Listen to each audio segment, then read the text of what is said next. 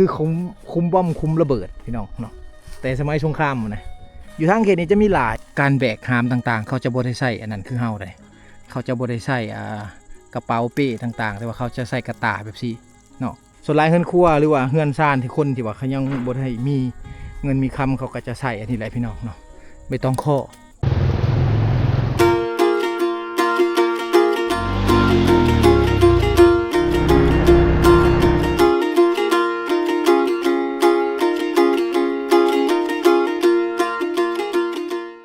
กราบทักทายสบายดีสวัสดีพ่อแม่พี่น้องเมื่อสุขุสุขคนคือเก่า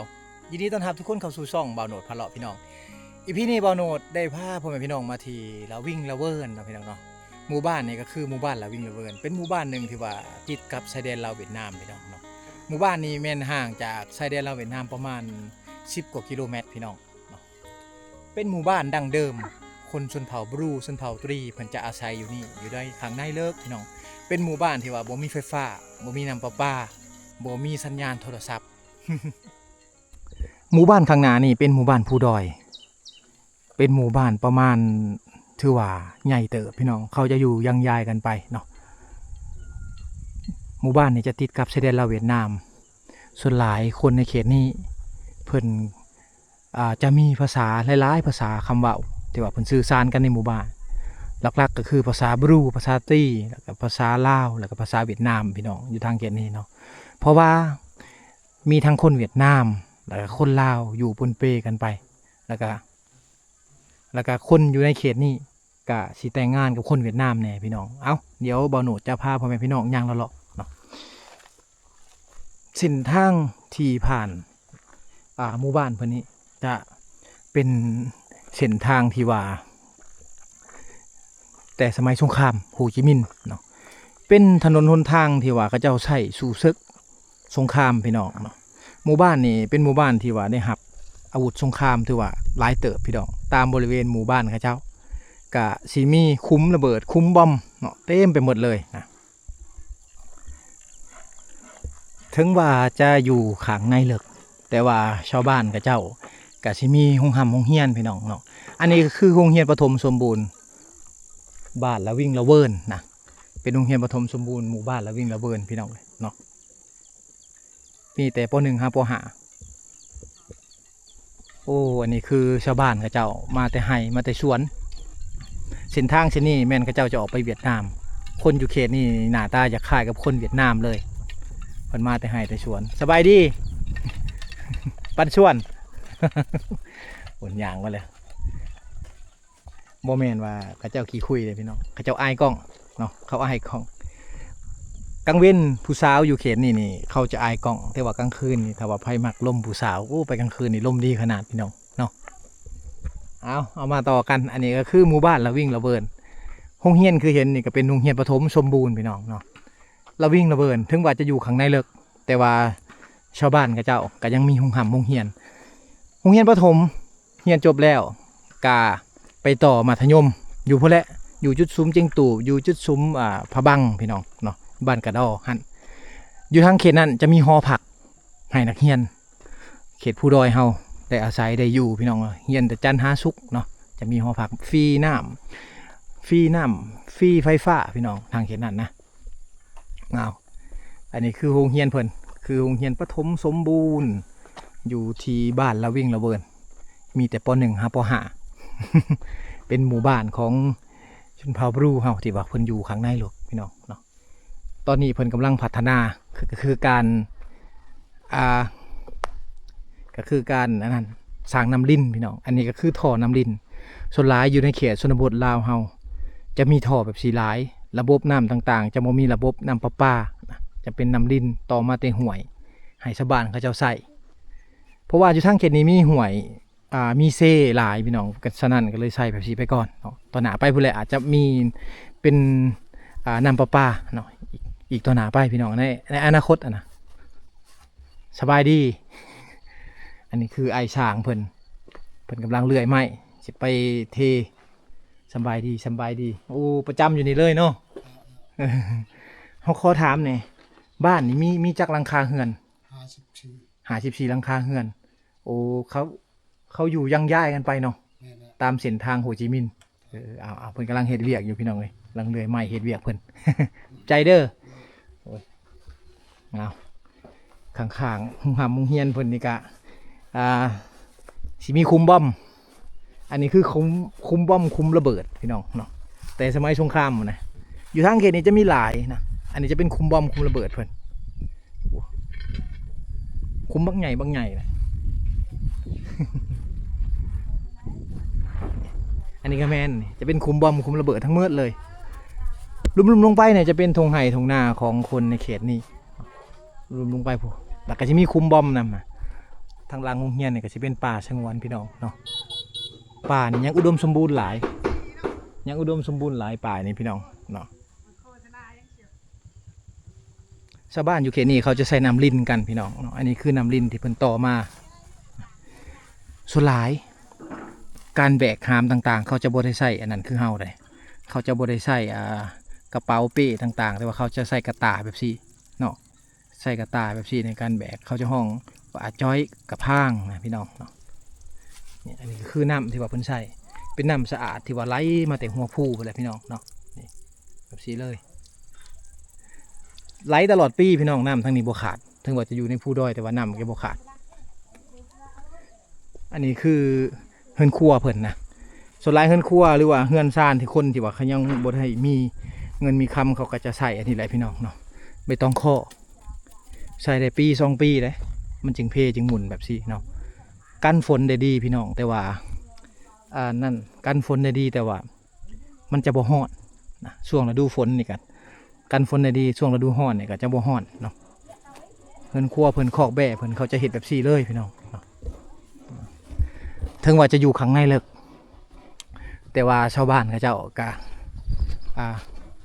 ยังมีห้านค้าขายนะเป็นห้านขาย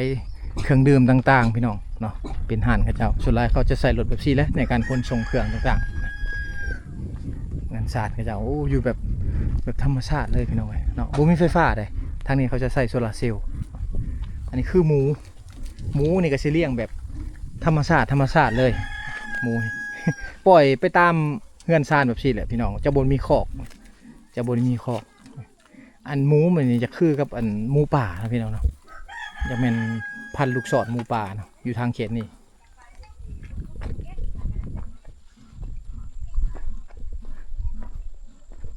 เข้ามาในช่วงนี้ก็คือช่วงประมาณ3 โมงหรือว่า15 นาฬิกาที่ว่าบ่าวโหนดกับบ่าวทองศรีพาพ่อแม่พี่น้องมาย่างเลาะบ้านเนาะถึงว่ากิจกรรมจะโบราณแต่ว่าบรรยากาศอยู่ทางเขตนี้จะหลายบรรยากาศจะดีพี่น้องเลยเนาะนี่เห็นบอกคุ้มเต็มอยู่นี่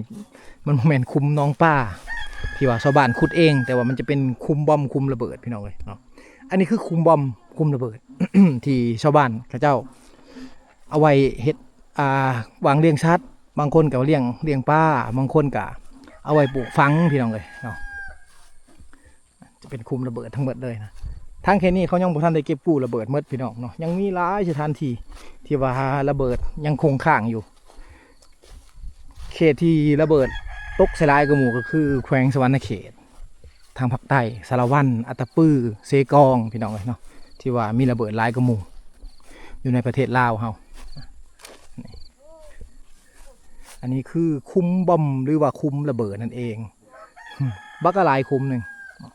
เพราะว่าเส้นทางเส้นนี้เมื่อก่อนจะเป็นเส้นทางโฮจิมินห์หรือว่าเส้นทางที่ว่าเพิ่นขนยุทโธปกรณ์การต่อสู้ต่างๆเนาะทหารต่างๆเพิ่นกับ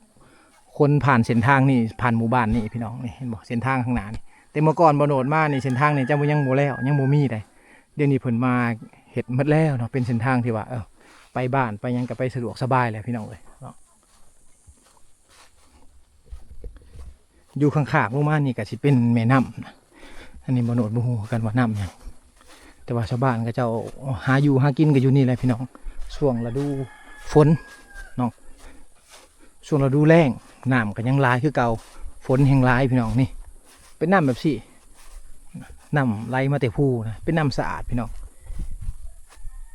ชาวบ้านภูเขาบ่มีน้ำลิ้นยามแรงเขาก็มาอาบน้ำอยู่นี่แหละเนาะเขาก็มาอาบน้ำอยู่นี่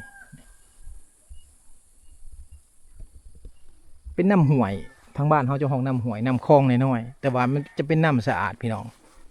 มันบ่เป็นคลองน้ำเสียได้ตัวนี้จะเป็นคลองน้ำสะอาด เขาไว้หาอยู่หากินแน่ไว้อาบแน่แต่ก่อนบ่มีน้ำลิ้นมาแต่ผู้เขาก็เอาน้ำมาเลยแหละมันดื่มมากินพี่น้องเนาะแต่สมัย10 ปีก่อน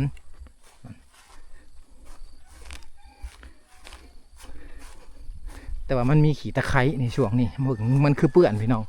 แท้จริงเลยว่าถือช่วงที่ว่าน้ำร้ายๆมันบ่ได้เปื้อนได้น้ำอันนี้เห็นบ่น้ำมันจะเคี้ยวเนี่ยวางนั่นแหละเขาอาบน้ำอยู่เทิงวางนั่นจะแม่นวางเขาอาบน้ำเลยเส้นทางเส้นนี้เมื่อก่อนจะเป็นเส้นทางที่ว่าล้มแต่รถไถหรือว่าล้มแต่คนย่างพี่น้องเนาะแต่ว่ามาในปัจจุบันนี้เพิ่นก็ปัวแปลงใหม่เฮ็ดใหม่หมดแล้วเนาะแต่เมื่อก่อนเส้นทางนี้จะเป็นเส้นทางยุทธศาสตร์สงครามแต่สมัยก่อนแต่สมัยสงครามโฮจิมินห์พี่น้องเนาะตามรอเรียบตะเข็บชายแดนลาวเวียดนามเนี่ยจะมีเส้นทางโฮจิมินห์แบบ4 ลายเส้นทางสงครามนี่ลายเนาะแต่เมื่อก่อนนี่จะมีซากรถถังอยู่ฝั่งเบื้องนี้พี่น้องจะมีซากรถถังประมาณ2-3 ลำเนี่ยแต่ว่ามาในปัจจุบันนี้มันบ่มีแล้วเลยเข้าไปมาเลย จะเป็นป่าแบบที่เลยพี่น้องเนาะจะเป็นป่าแบบนี้แหละมนุษย์มาสุดตะกี้นะทางมันยังแคบๆหนึ่งแต่ว่ามาได้นี่เนี่ยทางมันดีขึ้นไล่เติบพี่น้องเนาะทางดีขึ้นไล่เติบแหละเอามาในจุดนี้ก็มีอีกคุ้มหนึ่งเนาะคุ้มหมู่บ้านและวิ่งระเบิดนี่มีประมาณ3-5-4 คุ้มพี่น้องเพราะว่าเขาเจ้าอยู่เลียนกันไปเขาจะบริอยู่ใกล้กันทางนี่คาแมนว่าเขาเจ้าตัดออกไปดีนี่จนไปหอดพวกนั้นพี่น้องหอดห้วยแฮดเนาะเลยออกไปเมืองบัวลำพาพวกแหละถ้าผมตัดสอดใช้กันได้สบายดี อันนี้คือเพิ่นตัดหอดแต่นี่พี่น้องเนาะเส้นทางตัดหอดแต่นี่ก็เลยว่าบ่หอดครับเนาะบ่ฮอดเมืองบัวลำพาซ้ำแขวงคำมวนพี่น้องฮอดแต่บ้านละวิ่งระเบิดหรือว่าฮอดเขตชายแดนเราวเวียดนามเท่านั้นอันนี้ก็คือคุมบอมคุมระเบิดของอันนี้ อันนี้ก็คือคุมบอมคุมระเบิดทั้งหมดเลยพี่น้อง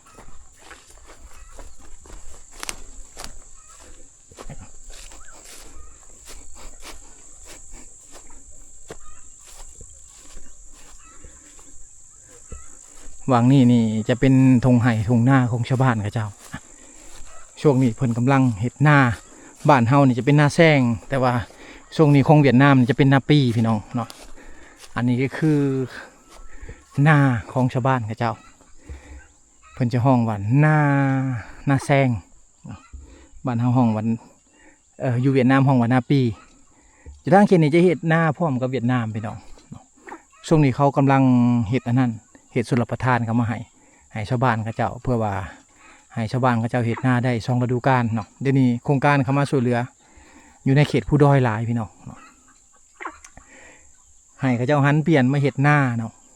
เฮ็ดให้นี่อยากให้ลดพรลงพี่น้องเลยเนาะเพราะว่าป่าไม้หรือว่าผู้ต่างๆอยู่ทางเขตนี้เนี่ยเขาเจ้าเฮ็ดให้หลายเนาะเฮ็ดให้ป่าไม้อยู่ทางเขตนี้บ่ค่อยอุดมสมบูรณ์ขึ้นมาก่อนนะก็เลยว่าโครงการต้องเข้ามาช่วยเหลือเฮ็ดหน้าให้ชาวบ้านเขาเจ้าตัวนี้จะเป็นรถดุดเลยนะมาดุดให้ชาวบ้านเขาเจ้าแล้วก็ปั้นส่วนกันมันอาจจะบ่เพียงพอพี่น้องเพราะว่าชาวบ้านอยู่ทางนี้มันชาวบ้านทางนี้กับมีหลายครอบครัวนะก็เลยว่าเอาได้แต่บางส่วนไปบางส่วนก็มีเฮ็ดให้ตื่มพี่น้องเนาะ